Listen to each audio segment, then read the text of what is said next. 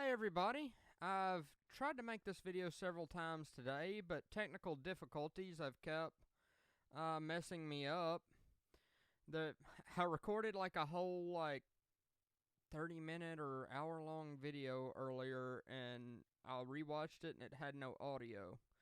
So I had to go diagnose what the problem was. But I wanted to do a semi-short video at least on how I make my own custom sample patches in Kontakt out of guitars and guitar effects pedal sounds. So I'm going to be walking you through two sounds that I made today. First off, Dark Days Drone.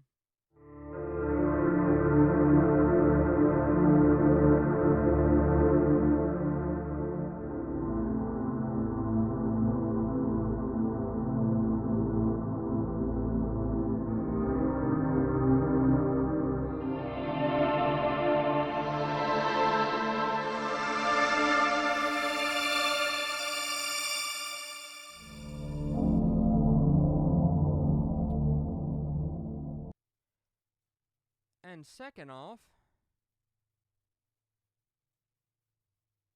Zero Warp Guitars, Drones, and Pads, Dreaming of the Return.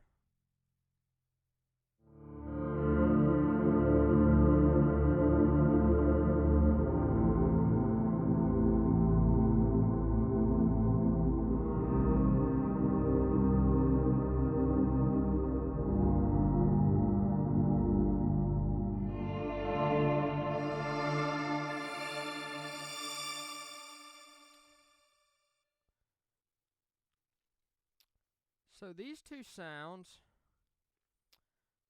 were actually made from some guitar recordings that I did about a week ago. Like, I went nuts with a guitar sampling session. If you're wondering why I'm looking up, I have the video of myself on that monitor today. But I went nuts with recording some guitar stuff, just sound design stuff. I recorded some single notes in 3 octaves. I recorded some major and minor chords. I recorded some tremolo picking, which is like the really fast picking type of stuff. So today I messed with these C minor chords. So the Dark Days Drone was actually my Les Paul. And I recorded these guitar effect sounds way too much detail almost. Like, if I had this to do over again, I would do a lot smaller project and just do chords or just do single notes. But I did everything at once, and I wanted to have I recorded both my Telecaster and my Les Paul guitars. And I started out the way that I did these. Recorded the Telecaster and the Les Paul, doing the single notes, the chords, and the tremolo picking, clean into the computer, just plugging straight into the computer, and I recorded both the bridge and middle pickups on both guitars. And then I set the routing in Logic to send the signal back out of a reamp box. Like, I have the radial reamp box just hanging out over here. And I ran that through a bunch of guitar effects pedals on the floor. So, guitar effects pedals, if you don't know what they are, I will go get one right quick.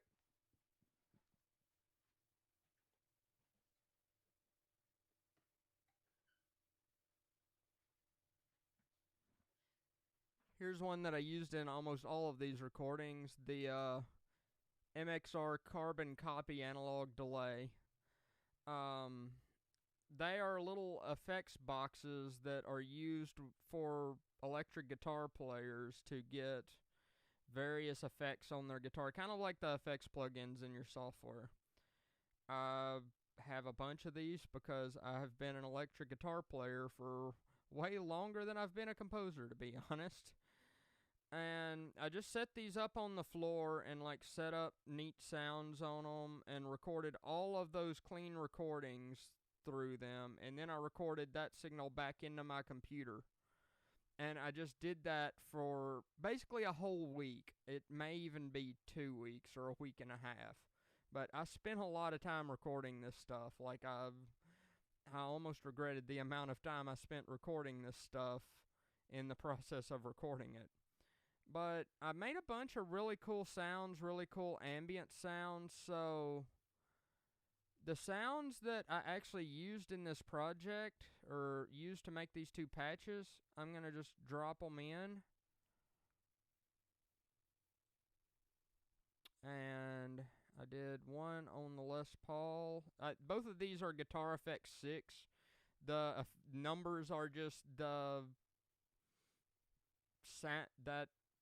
effects combination that I got. Like I did 21 different clean guitar effects combinations. And I actually recorded some distorted stuff too with some distortion pedals, but they clip the input of my computer really hard and they don't sound as good. So I will either have to do some major guitar repair work on those, or I will have to either do some major audio repair work with like Isotope RX or something on those, or I will just have to re-record those. I think re-recording the distortion stuff with a real guitar amp would work 100 times better than trying to do it with the software amp simulator that I used recording the clean sounds in. It sounds fine. I just used, for clean sounds, the guitar amp simulator stuff actually sounds fine though. I used just the Logic amp designer or whatever it's called to record the guitar sounds in. I used the kind of Fender Blackface twin reverb sort of sound, or super reverb, whatever. Large Blackface, I think, was large Blackface clean is, I think, the preset that I used. So I also used this Telly, and that's the second sound. So the Dark Days drone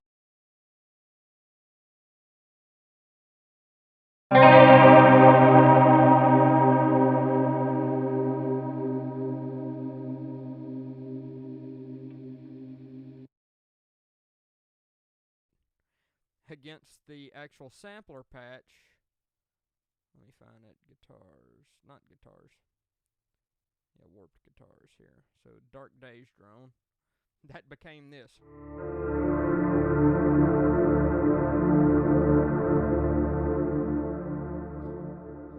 how did that happen?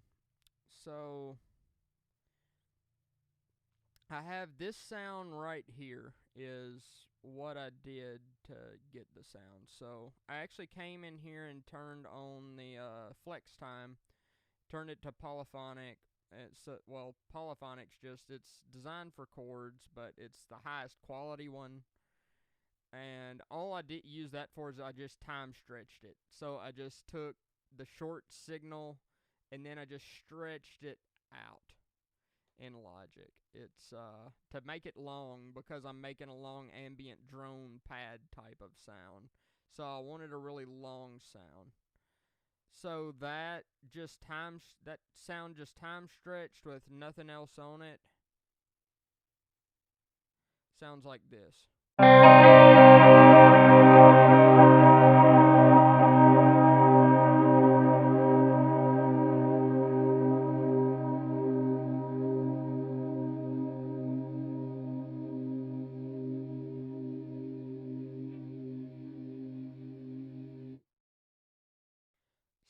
So that is definitely a longer sound, and you may be thinking it sounds a little digital and weird now. Like, it kind of sounds a little...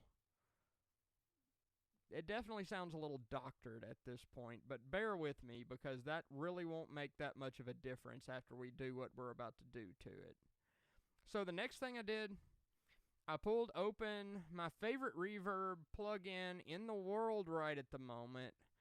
I pulled open the Valhalla Room reverb, and I love this reverb. I love the fact that it's reasonably affordable compared to some of the reverbs out there. Like, this can be had for about $40, and it's an awesome reverb. I know some reverbs out there that cost upwards of like $200, and there's one that a lot of people use that's a convolution reverb. I mean, Logic has a convolution reverb, and convolution reverbs aren't just always an expensive thing, but I know one reverb, Altiverb, that it costs like $700 or something crazy like that. I highly doubt that I would ever want to spend that much on a reverb. But this Valhalla Room, if you don't have it, I recommend picking this thing up because this thing's awesome. This is my main reverb on my orchestral tracks. I use it on vocals. And I use it for weird, spacey sound design stuff like this because it has. I know what these knobs and controls do, and if you watched my video on the bell sound that I made in EFM1, like I kind of walked through just a little bit of that side. But this side, I'm not really sure what all of these knobs do yet. But what's great about this reverb is it actually has some really cool presets. Don't be afraid to use a preset every once in a while. Everybody uses a preset, and like even some of the biggest people out there use presets. I see their videos and stuff when they post them. They're using at least a couple of presets. I mean, make your own sounds a lot, but don't be ashamed to use a preset. So there is a preset in this LV426 folder called Release the Kraken. And it is my favorite reverb preset in here when I want to just do something wild and spacey. So I played the sound through it and I adjusted this mix, which is just how much reverb you get until it sounded right. So the sound before the reverb, the sound after this reverb.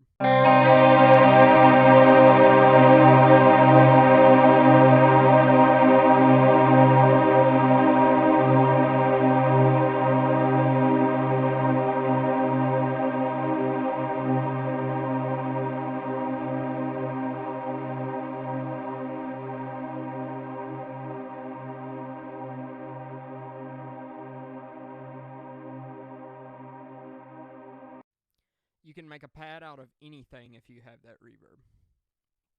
So the next thing that I did, I pulled open an effect from a synth that I think a lot of you probably don't use very much, but I love it. If you're not using Absynth, if you have the Native Instruments complete bundle and you don't use Absynth, you totally should use Absynth. Absynth is awesome, and it can do a lot of this dreamy, spacey stuff. So right now I have Absynth Effects as an effects plugin because most of the synths in Native Instruments Complete, if you're unaware of this, they can actually be used as effects plugins, and you can actually, like, they'll show up in your effects, and you can, like, drop them as insert effects in the channel and use the effects part of the synth. So Absynth has this really awesome dreamy effect called Etherizer. And the Etherizer is, I think the generic term for it is grain delay. It is, in my opinion, it's a reverb that's kind of made from the sound itself. So it takes the sound itself and it separates it into a bunch of little grains, kind of like granular synthesis and time stretching does, and it like throws those grains all around everywhere in a set way, and it makes a reverb cloud out of the sound itself. So I think that's really cool. It reminds me a lot, it's the same basic effect. I used to have this Line 6 pedal. I had the Line 6 M9 for a long time, and I sold it. I wish I hadn't because that thing was awesome, and it had some of the coolest dreamy effects ever. But it had this effect called particle verb, and the Absynth Etherizer is the same basic effect as particle verb, and that's what it sounds like to me, at least. So the only things that I've done in here is I adjusted the feedback up a little bit because it is a delay-based thing, and the feedback is like the amount of repeats in the delay. So the feedback's probably the most important control in here. Basically, the higher you turn the feedback, the wilder effect you get. And I also turn this surround function on that sort of does a stereo panning kind of thing. Like, you just kind of click this rotate button and you set the timing, you set the rhythm in seconds, and it's like you turn the seconds up to make it go slower. and I turned the spread up just a little bit to spread it out a bit. I think that's probably the reason why not very many people use Absinthe, is because the way that they have stuff named in here and the way that they have, it's a little confusing, like the way that the stuff works. Like, does push it up for slower just seems odd to me, because we're used to working with tempos and we're used to like the low values being slow. But in this case it's backwards, but use Absinthe. Absinthe is useful. So without Absinthe it sounds like this. With the Absinthe Etherizer it sounds like this.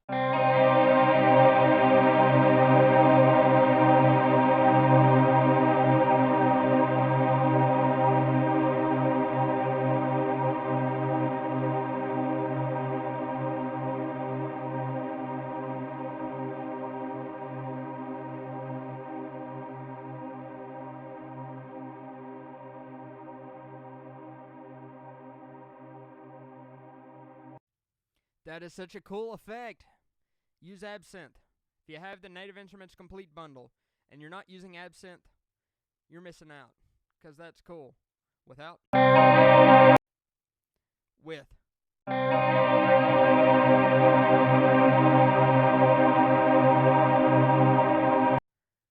love that effect. Okay. So what else do we have on here? There was a frequency that was sort of bugging me a bit. There was like a high mid frequency around 1K-ish, and I turned it down.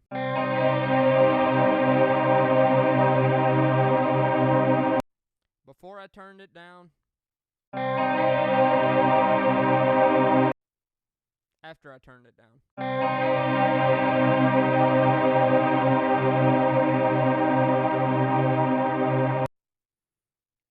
I don't know, it just annoyed me. It's like, it's a common thing. It's something about, I mean, it's in the Les Paul. It is a clean Les Paul humbucking bridge pickup. Just kind of has that 1K kind of mid-range. I think that's one of the reasons why it like sounds so good with a lot of distortion. I think when you're using a lot of distortion, that 1K mid-range boost just kind of hits the amp a little harder, and that's what makes Les Pauls. I think, I'm not an expert in like guitar building and how that works, but I think that really kind of makes it hit a distorted amp really well, but for a clean sound it kind of bothered me. So I turned it down just a touch, because I knew I was wanting to make an ambient drone with this, and I didn't want it to be weird. So I also wanted to add just a touch of distortion to this sound, because Les Paul's like distortion. I just used the Logic Distortion 2. It's one of my favorite distortions, really. I mean, I have FabFilter Saturn as well, and it's also one I want to do multi-band distortion and something wild and complicated, but when I just want a little distortion and I want it sort of analog sounding distortion, I grabbed this Distortion 2. The Distortion 2 is great. All the distortions in Logic are great for different things.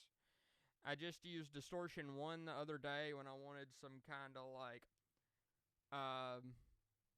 90s hip-hop Beastie Boys kind of sounding distorted drums. Like, I had like some drum samples that I like to use, and I heard So What You Want on my iPod, and I wanted to make like those drums, so I just kind of ran those through Logic Distortion 1, and it did it. It was like,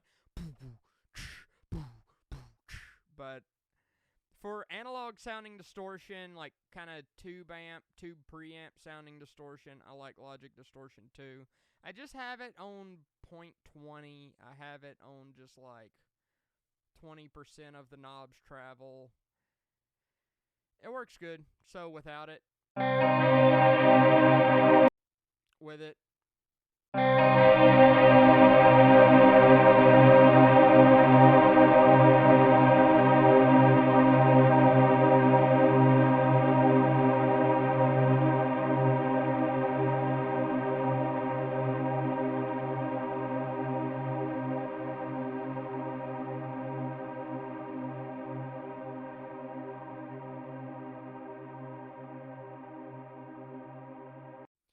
So it just gives it a touch more power.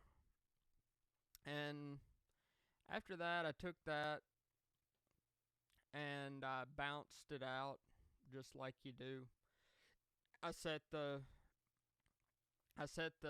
cycle, the loop mode to where I wanted to record. I made sure to leave a lot of space after the recording so that the reverb tail could tail off.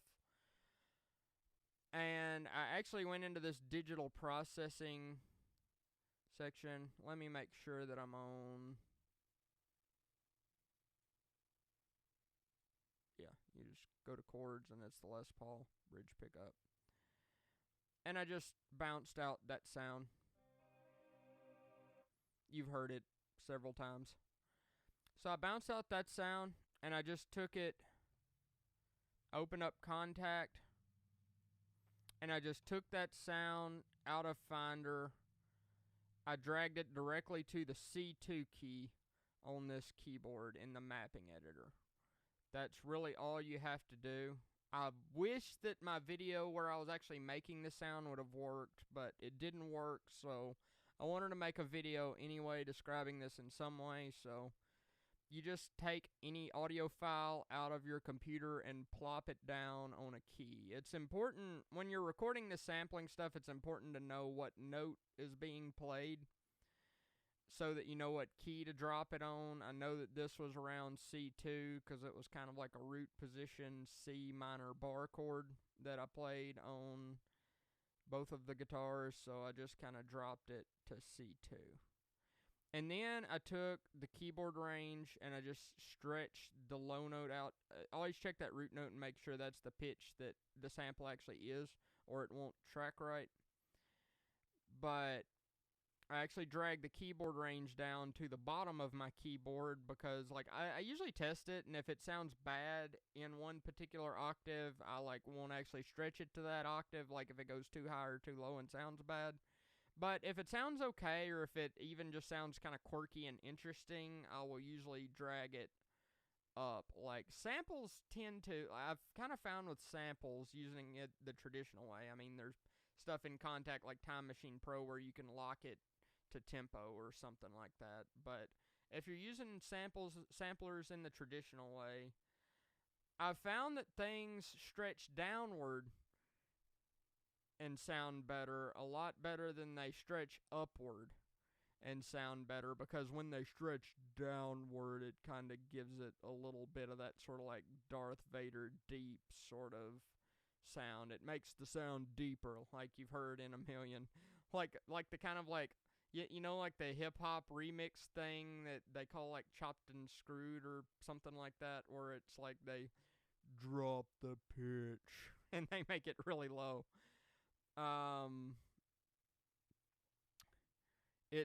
That's what pitching it down does, but pitching it up sometimes makes stuff sort of sound like chipmunks. And it, like, if you're using the sampler in the traditional way, it also speeds up as it pitches up. So sometimes, like, you run out of like sample length, and it's like when you played it, it was like doo. I make a bunch of sounds when I do these videos, but hopefully that's entertaining. Alright, so I stretched the pitch out on this, and what else did I do?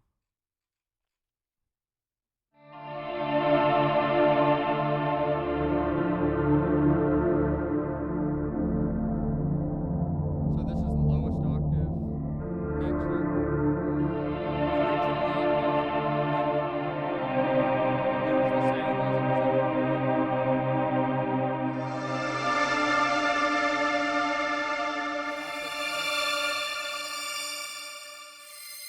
That's the highest note I did because it was starting to sound a little too chipmunky.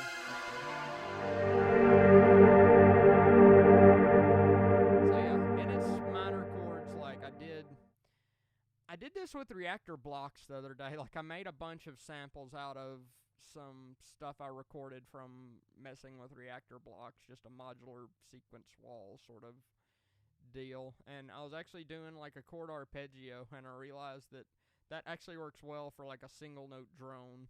So that inspired me to get the guitars back out and actually record some chords running through a bunch of effects and do this. So the next thing I did is I adjusted the volume envelope. For a pad sound, you want the attack kind of slow because you want the sound to swell in. You don't want the sound to just have a hard attack and hit with a pad drone type of sound. You want it to swell.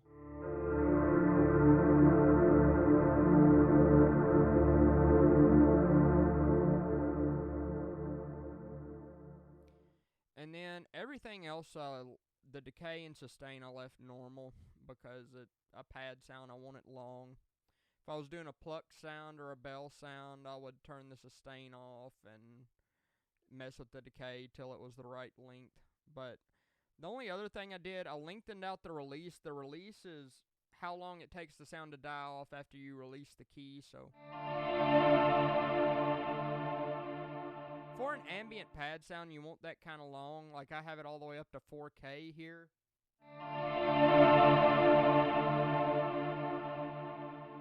So that it takes a while to fade out.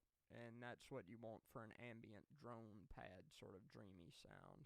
You don't want, with a pad or a drone, probably the last thing you want it to do is release the key and the sound just stops. Because that sounds awkward and weird. So the only other thing that I did to this, I did add a few effects inside of Kontakt because I find that some of them work. And I also turned the volume up. I turned the volume up like 3 dB because sometimes it imports kind of quietly. And I wanted the volume up just a touch. I didn't want it up just a lot, but I wanted it up just a touch. I added some saturation, which is some more of that sort of, kind of like what I was doing with Distortion 2. It's some more of that sort of analog preamp, analog tube kind of distortion. Mild distortion that kind of gives it a little oomph and character. And I had that low. I had that at just like 10%. I didn't want this to be a distorted sound necessarily. I didn't want it to be like heavy metal or nothing, but I wanted it to be, I wanted it to have a little push. Just a little push. So I also added the EQ. I added the solid EQ, which is, I think, trying to emulate an SSL EQ, sort of. It's probably the same EQ that, like, in the Native Instruments solid mix bundle or whatever that's supposed to kind of emulate the SSL console. If you have the Native Instruments complete bundle, you have all of this stuff, and I am telling this to myself as much as I'm telling it to everybody else, but if you think you need more stuff, especially in this synthetic sound design kind of world, and you haven't learned half of what's in Native Instruments Complete yet, definitely learn at least one more thing in Native Instruments Complete before you buy another thing.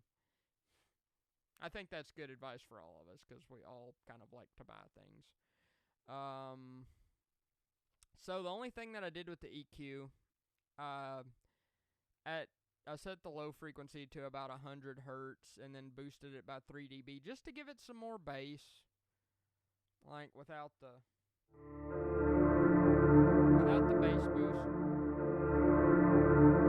I'll play the lowest one. And then with the EQ.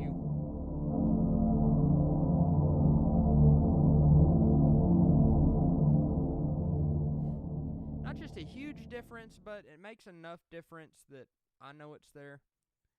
In the saturation, I can bypass it on and off, so I'll turn it off too.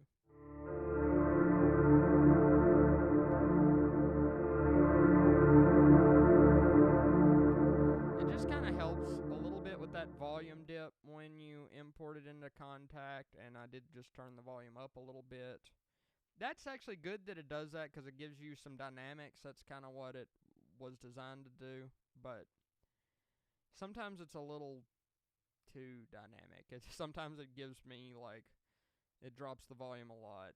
But then I could have just turned the volume up a whole lot, but it's a little more interesting to me to turn the volume up with saturation a little bit. Some mix engineers will probably say don't do that, but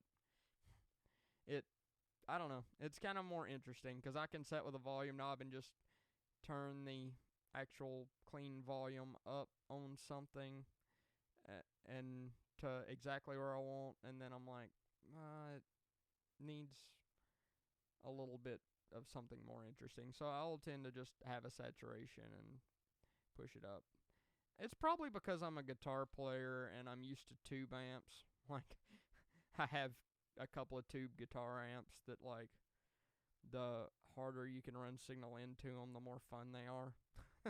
Because they just distort and sound amazing. Alright, so that is the Dark Days drone.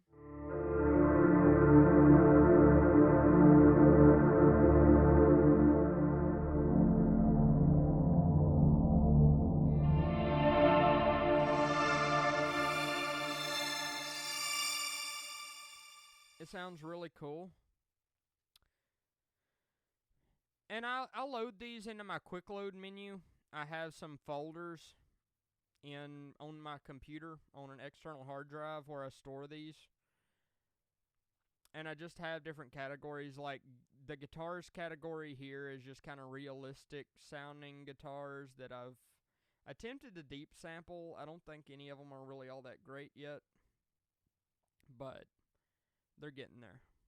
And then keyboards, I have a a little Casio tone that I recorded, I guess, one time.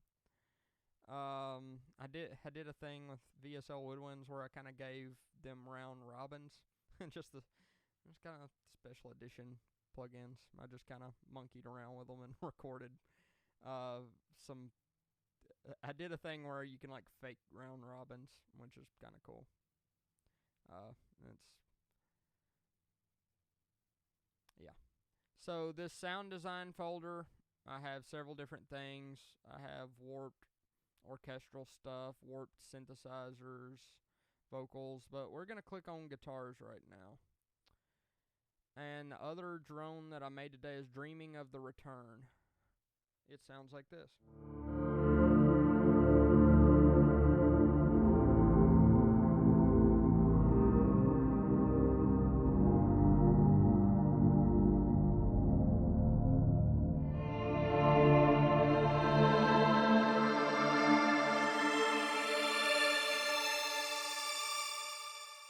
And it's really the same effects pedal settings. It's the same effects pedal recording, except it's my Telecaster guitar instead of my Les Paul. So this one has a more bright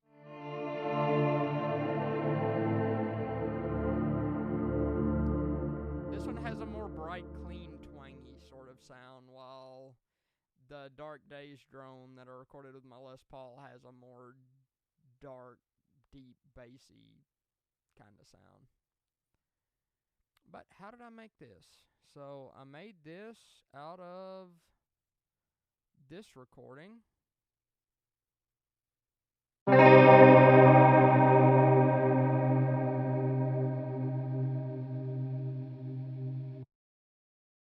So that's the same effects combination with my Telecaster running through it. It's got sounds like some chorus on fast and some analog delay and some Boss RV5 reverb.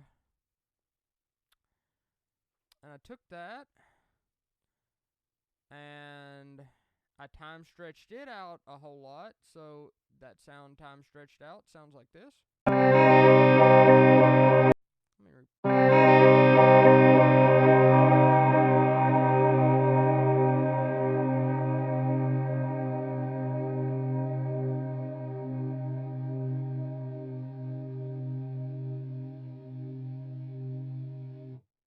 To make it longer, and I did the same procedure. I went into FlexTime Polyphonic and just stretched it.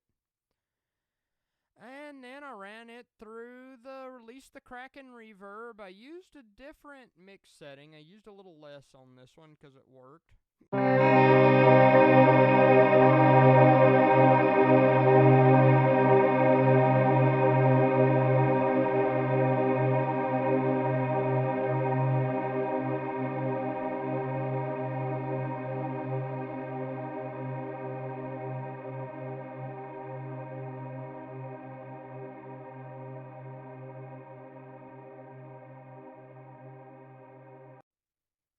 So yeah, great sound. And then I popped open the Absinthe Etherizer, feedback at about 10, rotate turned on, probably a little spread.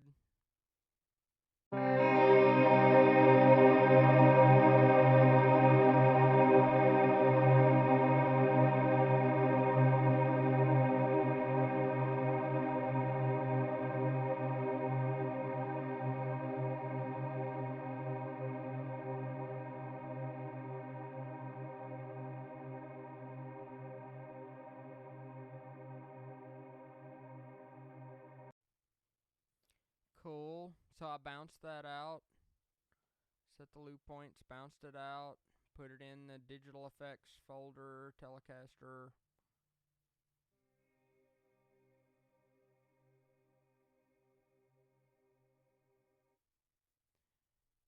Then I popped open Kontakt, the mapping editor. I drugged that from the Finder, just drug the file right onto the C2 key. And again, I wish you would have seen the video earlier that I messed up, where I was actually making these sounds. So I dragged it onto the C2 key. I set the keyboard range. I set it all the way to the bottom of my keyboard because that sounded good. I set it all the way up to the C6 key. Roughly the same range as the last one. Bottom octave. Next octave. The original octave.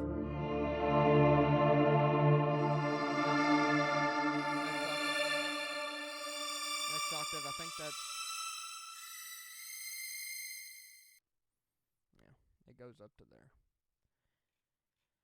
And I set the amp envelope again. I got the attack kind of slow where it swells in.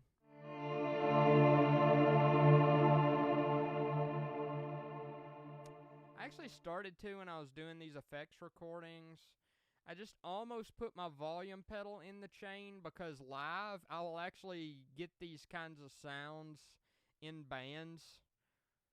I've played in a lot of bands that need the sort of ambient pad sound under it, and I've played in a lot of those bands that didn't have a keyboard player, so I had to get those sounds a lot of times, and I get those sounds live a lot by using a volume pedal into a lot of delay and reverb.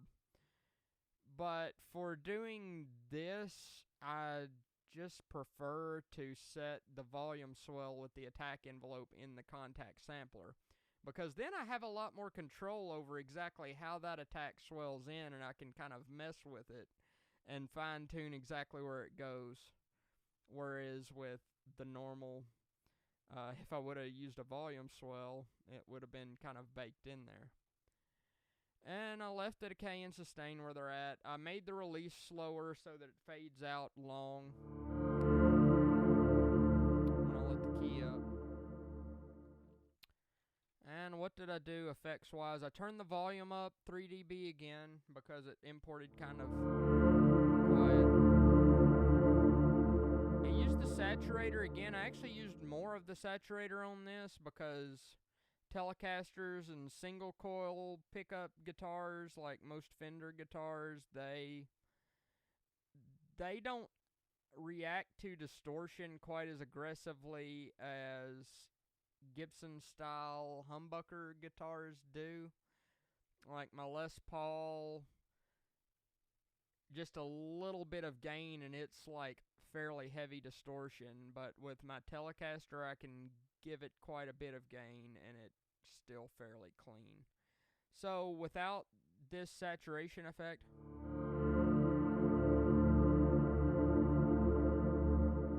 it's actually kind of lacking a bit of power, but with it,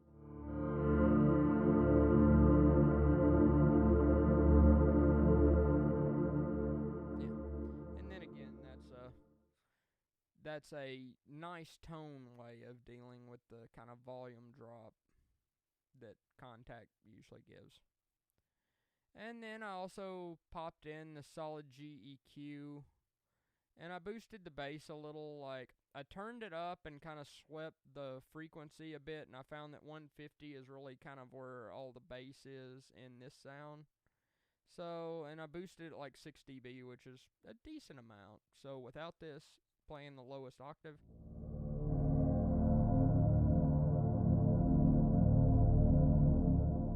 And if I turn it on,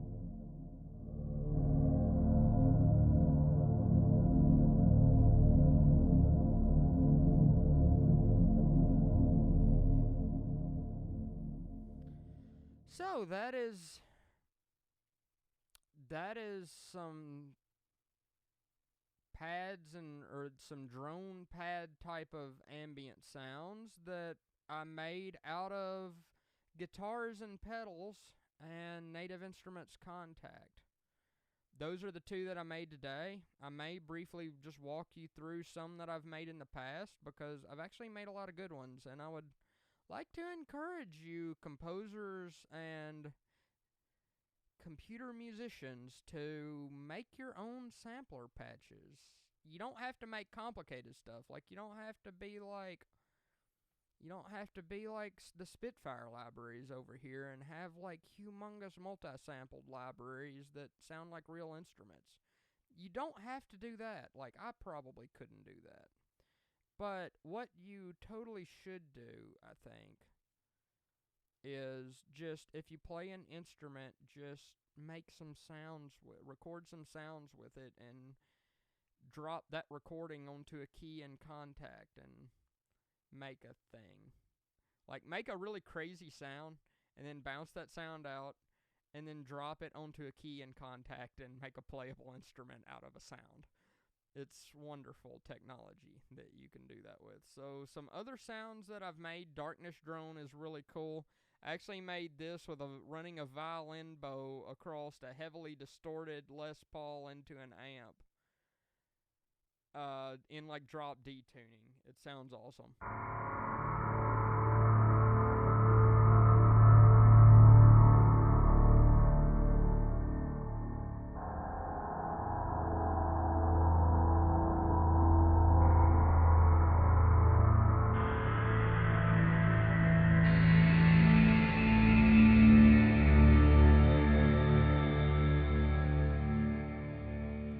The original sound for that is actually just this. That's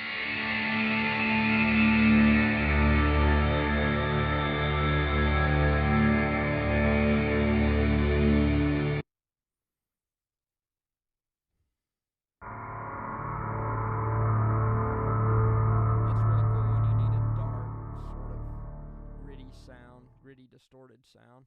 Deep Ocean Drone, I made this the other day. This is my Telecaster.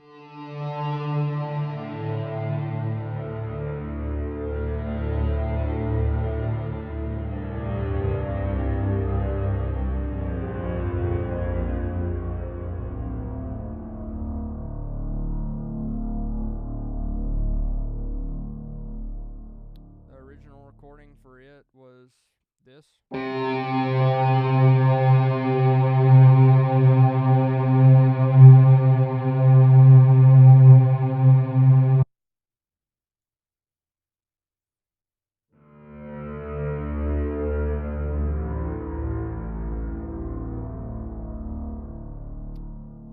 Showed you Dreaming of the Return. Gnarly Organ I made a long time ago. It's a little less useful than the rest, but maybe good for some kind of thing. I don't know. Is it?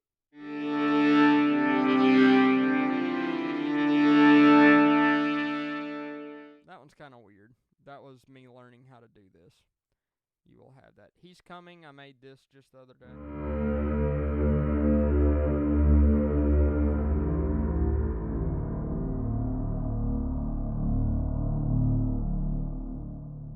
Sure that's a recording of my Telecaster.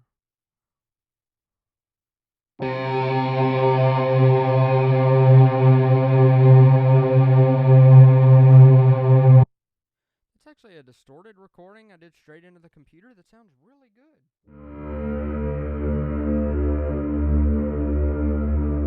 Those ones I did in the last session are kind of real clippy. And I got some old ones that I did. These I kind of have encoded what I recorded. So this would be my Fender Jazz Bass through a Big Muff distortion pedal, carbon copy delay, and Boss RV5 reverb, apparently. Surprisingly good sound to be this old.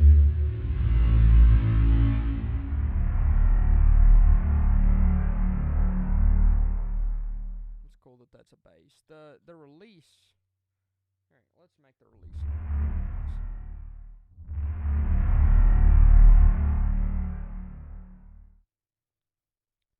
It fades out a little too quick.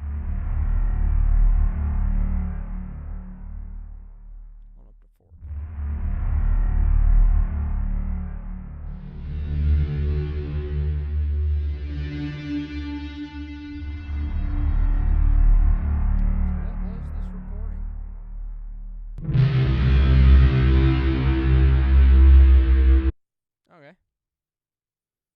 That sounds like a bass guitar through a bunch of distortion to me.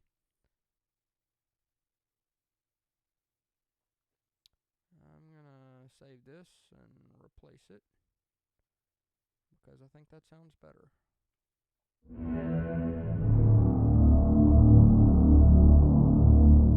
Okay, here's that same sound with more effects.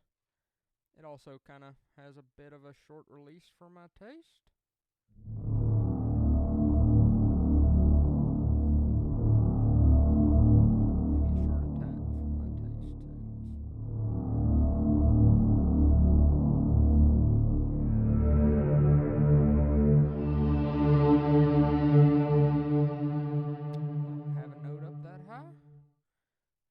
Save this too.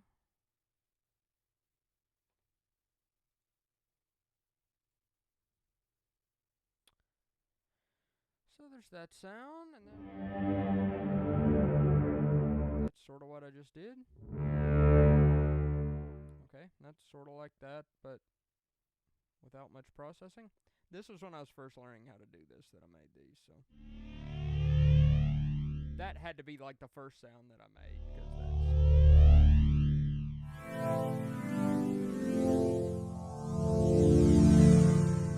wonder if it would be more of a pad. That could be useful.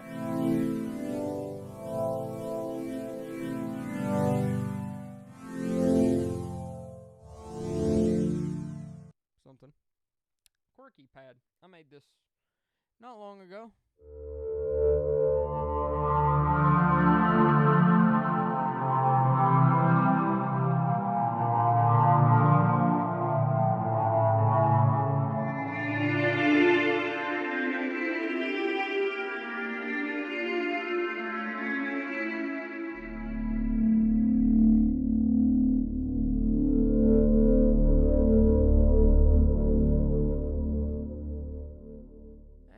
Was made, what recording was that made from?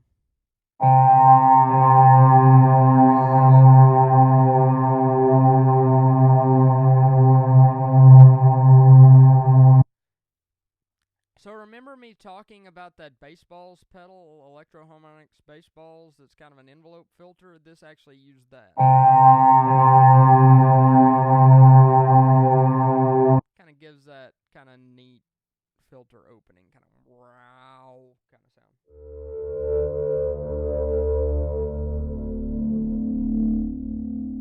So yeah, pretty cool sound. Nothing wrong with that sound. Now Spooky Wind, this one's kind of neat how it was made, because this is what it sounds like.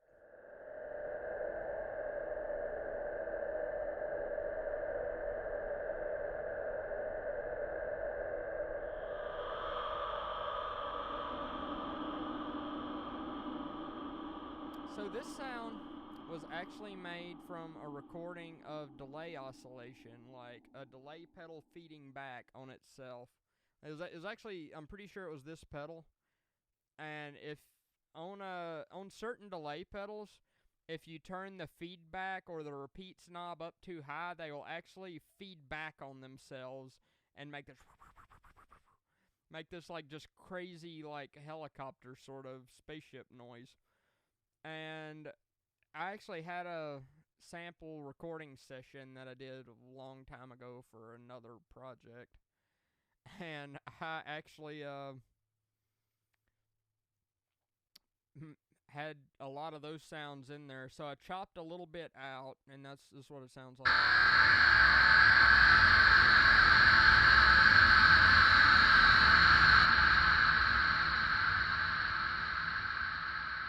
And that has obviously been time stretched a bit and has reverb on it, and most of the stuff I tend to do for this type of stuff. And I just kind of like set the envelopes kind of long, like a pad, and kind of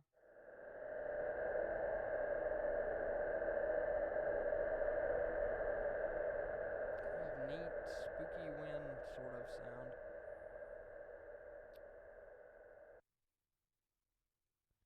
So that's the long drone sounds that I've made with guitars. I have some melodic sounds that are kind of neat that I've done. Like, I did this just the other day with some recordings of guitar harmonics. Like, harmonics are like, look up how to do them if you want to know how to do them. They're these little bell sounds you can get by playing really several different instruments, but you can get them on guitar playing the guitar a certain way. And they're really hard to control when you're actually playing them on guitar. They're kind of complicated to do, so it's kind of hard to like play a lot of melodic stuff with it. Now, some of the best guitar and bass players can play melodic stuff with harmonics. Like, I know Victor Wooten on bass, he has like a cover of Amazing Grace where he plays it with harmonics like most of the way through, and that's so hard to do. And there are a bunch of guitar players that can do that too, just real virtuosos. But for the rest of us, like, recording them into a sampler is really neat because then they're easy to play back, and you can do a lot of stuff with these beautiful sounds.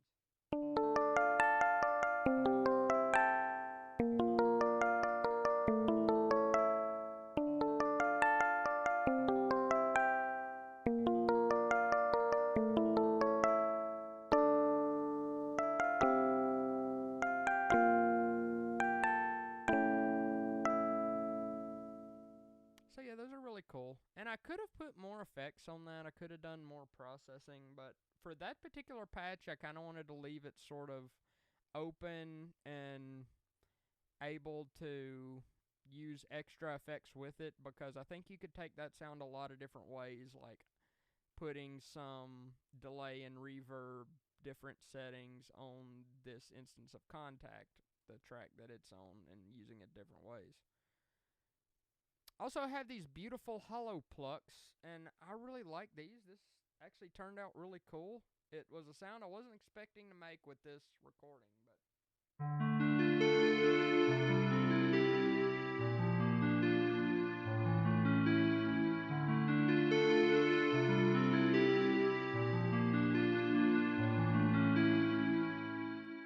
so it's almost a square wavy sort of sound. It sounds like it would be really cool to use with an arpeggiator, which would be kind of nice. So I actually made this sound out of a guitar recording with an EBO.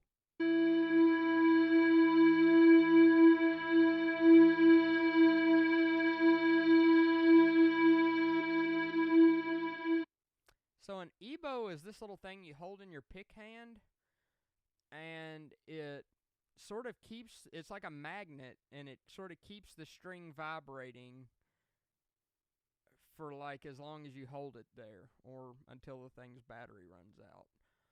But it's really cool for getting a lot of ambient, spacey sort of sounds. And in this case, it worked really well for this little melodic pluck thing. So I set the envelope way differently than I've been setting for the pad sounds. I have the attack all the way down so that I get a short attack that just, it attacks the note immediately and it doesn't swell into it. I have the sustain. Oddly enough, I have the sustain all the way up on this. I could hold it out if I wanted to.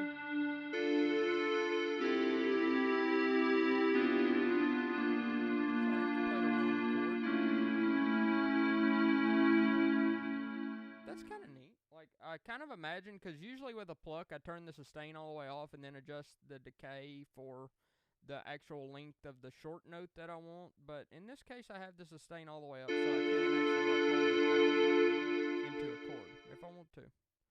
And I have the release sort of slow, but not quite as slow as I did for the drones and pads. It sort of has a bell-like ring at the end, but it's not a bell-like ring that goes on forever.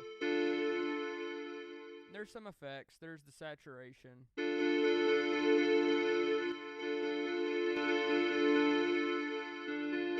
a little EQ. I got a little boost at 2K, a little boost at 5K.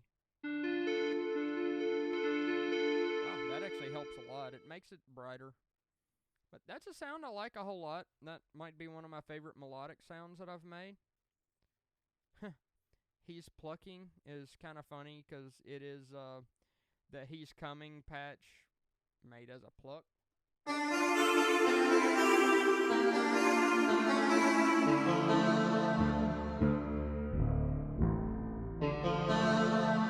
Not as useful as some of the rest, but it's kind of neat. Like, I was messing with it earlier, and it almost kind of reminds me of, like, the machine level in Crash Bandicoot. Like, Crash Bandicoot Warp. I really like video games.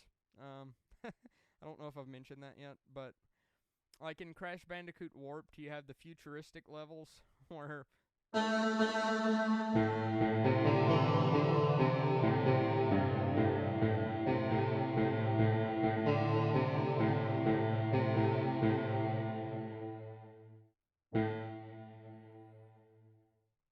Maybe it was the other sound. There was one sound I was messing with.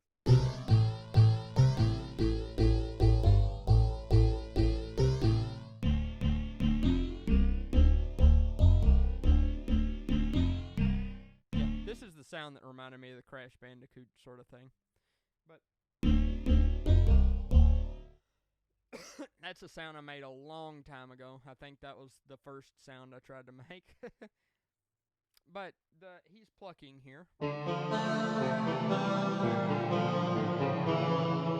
a little weird, but it might be useful.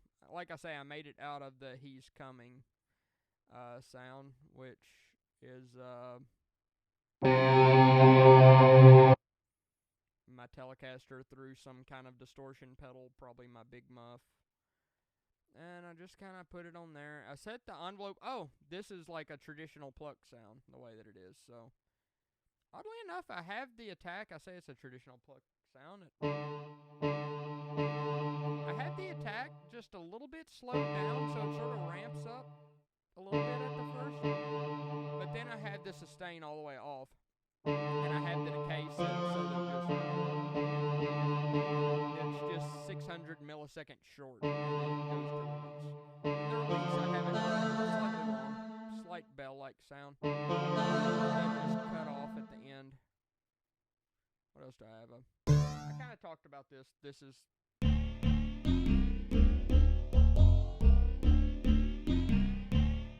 not the most useful sound, but it's kind of quirky and fun. It's one of the first sounds that I made with this. You get better as you do this. And then Quirky Plucks, I made some pluck sounds out of the Quirky pad. I just kind of changed the amp envelope. These are cool.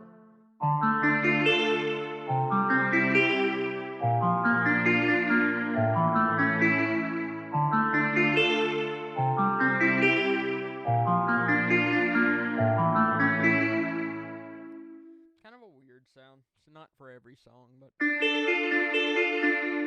And I made these from the Telecaster with the Baseballs pedal, kind of giving it that sort of like filter envelope sort of sound. This is a traditional pluck. The attack is all the way down, so I'm getting a heart attack at the first. The sustain's all the way down, and the decay set to about 1K. So I'm getting a short note. The release is up just a little bit to give that kind of bell like.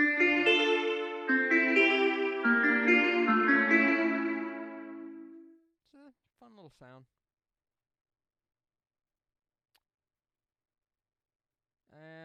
I have some sounds that just sort of sound like guitars.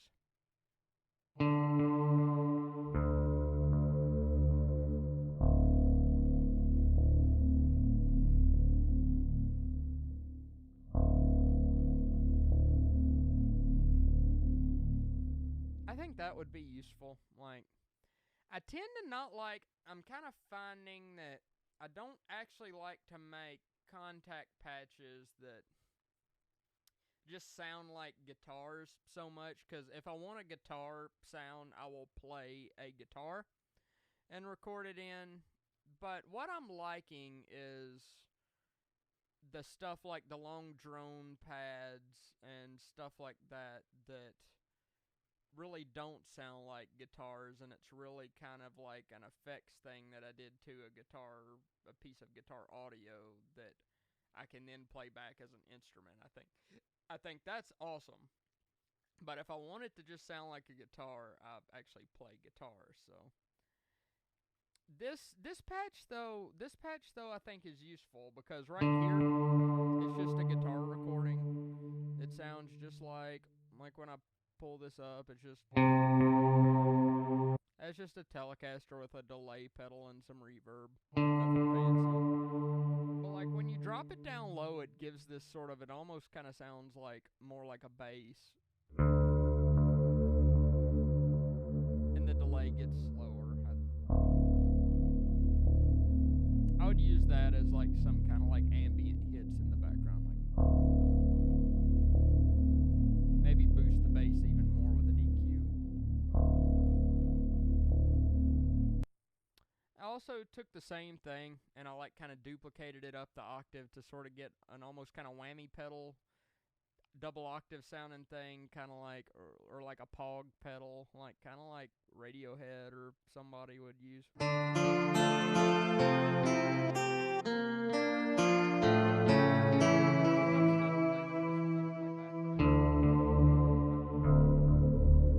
Tends to work when you're just doing long notes.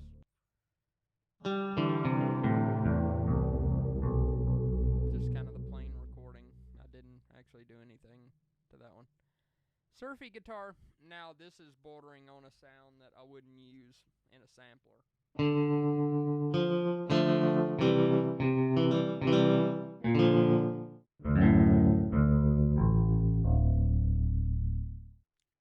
It's like a Fender guitar of some kind, a Telecaster or a Stratocaster through some spring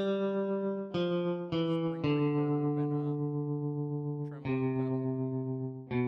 Probably my Electro Harmonics Pulsar pedal. But if I wanted that sound, I would just record a guitar playing that sound, because it would be more versatile and I could actually adjust how I was playing, and I could bend strings when I want to. That's most of these sounds. I also did a thing with tremolo picking. I'm just experimenting with this right now. I sort of did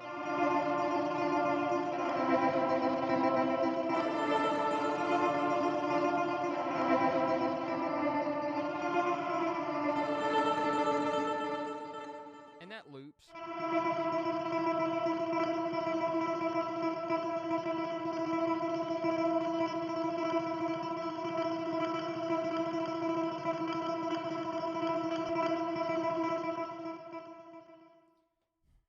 I'm not really sure how to deal with these sounds right now, but I think that sounds okay. I was decently happy with that. Not sure if this is one of those sounds where I would actually just grab a guitar and do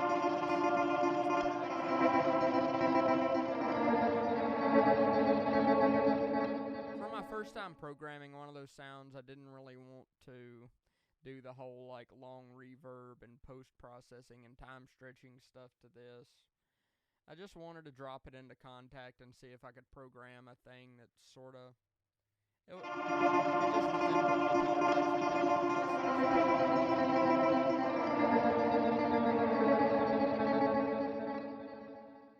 But more on those later once I get used to messing with them. So, thanks for watching, and this is just my basic sort of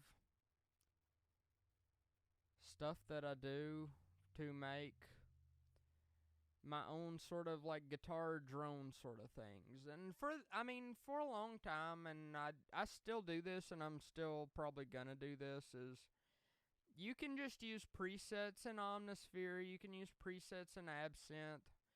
There are a couple of Kontakt libraries that have these drone sounds, like Albion One's got the Stevenson EDNA stuff and Evo Grid stuff. But it's so much more fulfilling and interesting when you make your own.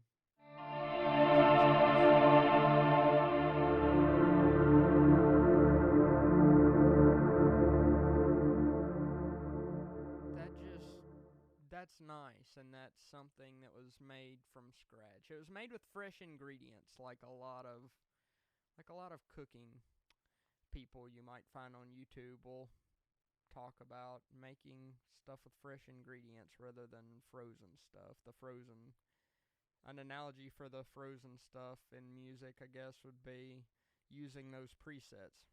Not that there's anything wrong with using a preset. I mean, use a preset if it gets you the sound you want. But every once in a while, use your own custom sound. Alright, thanks everybody.